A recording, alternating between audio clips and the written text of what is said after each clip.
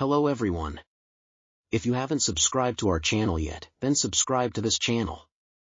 Virginia Woolf, a spearheading figure in pioneer writing, is eminent for her creative story procedures, profound mental experiences, and investigations of orientation and personality. Her works lastingly affect writing, and her biography is all around as convincing as her composition. This paper digs into Woolf's initial life, scholarly profession, significant works, and persevering through impact.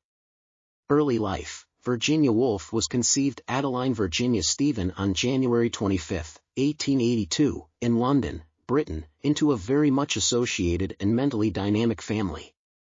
Her dad, Leslie Stephen, was an eminent history specialist, pundit, and manager, while her mom, Julia Prinsep Stephen, was a model and a donor. Virginia's childhood was set apart by an invigorating climate loaded up with writing and scholarly conversations. Virginia was instructed at home, where she approached her dad's broad library. Her initial openness to writing, joined with the scholarly feeling of her family, encouraged her abstract aspirations. In any case, her experience growing up was likewise damaged by private misfortunes, remembering the passings of her mom for 1895 and her dad in 1904. These misfortunes significantly affected Woolf's emotional wellness and later work. Early works in the Hogarth Press, Woolf started her scholarly vocation as an essayist and pundit, adding to different distributions. Her most memorable novel, The Journey Out, 1915, was distributed to basic recognition, in spite of the fact that it was her ensuing works that laid out her standing as a main pioneer essayist. In 1917, Virginia and her significant other, Leonard Woolf, established the Hogarth Press, which assumed an essential part in the spread of pioneer writing. The press distributed not exclusively Woolf's own works yet additionally those of other compelling scholars, including T.S. Eliot and Catherine Mansfield. Woolf is most popular for her commitments to pioneer writing, portrayed by her trial account methods and mental profundity. Her investigation of continuous flow, divided account structures, and the internal functions of the human psyche denoted a takeoff from customary direct narrating.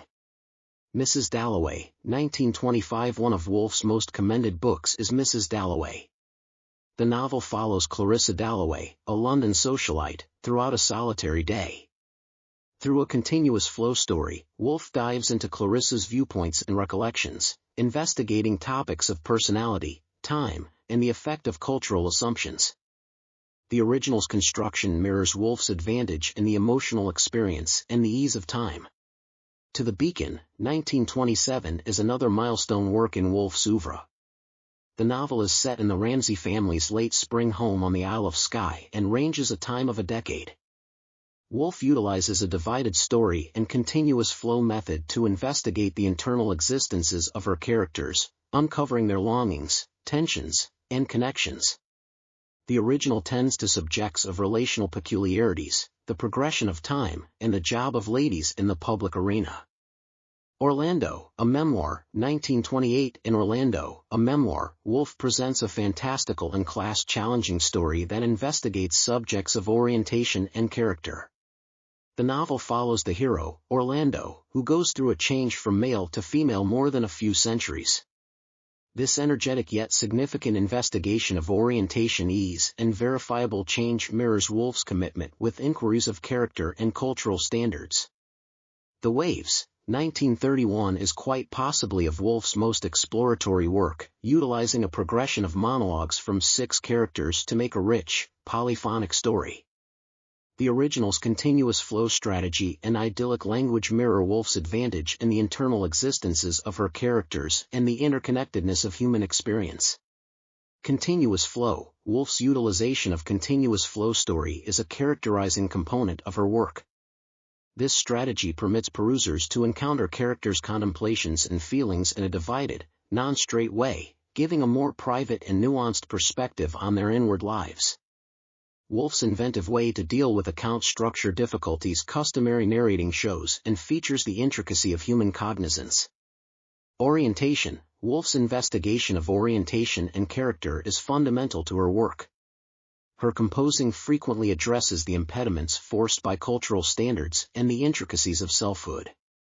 Orlando, for instance, challenges conventional thoughts of orientation and investigates the smoothness of personality. Woolf's commitment with orientation issues mirrors her more extensive interest in addressing and rethinking cultural jobs and assumptions. The topics of time and memory are pervasive in Woolf's books. Her non-direct story structures frequently mirror the smoothness of time and the manner in which recollections shape how we might interpret the present. In Mrs. Dalloway and To the Beacon, Woolf's investigation of time and memory uncovers the effect of previous encounters on the characters' lives and discernments. Emotional wellness. Virginia Woolf's life was set apart by progressing battles with emotional well-being. She encountered times of serious sadness and psychosis, which impacted her composition and individual life. Notwithstanding these difficulties, Woolf kept on creating noteworthy writing and made huge commitments to the scholarly world. Her psychological well-being issues were especially intense in the later long stretches of her life, and in 1941, confronting a looming anxiety attack. Woolf ended her own life by suffocating in the stream Ouse close to her home in Sussex. Her terrible demise denoted the finish of a wonderful and persuasive scholarly vocation.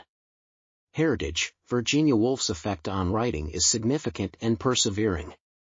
Her creative story procedures and investigation of mental profundity have impacted ages of authors and perusers. Woolf's commitments to innovator writing have been broadly perceived, and her works keep on being read up and celebrated for their inventiveness and knowledge. Notwithstanding her scholarly accomplishments, Woolf's expositions and basic works, including One's Very Own Room, 1929, have made huge commitments to conversations on orientation, writing, and women's liberation. One's Very Own Room advocates for ladies' admittance to instruction and monetary freedom, and its effect on women's activist artistic analysis stays critical. Woolf's inheritance reaches out past her artistic commitments. She is recognized as a spearheading women's activist, a promoter for ladies' privileges, and a vital figure in the pioneer development. Her works keep on resounding with contemporary perusers, and her investigation of subjects like personality, orientation, and the idea of cognizance stays significant and powerful.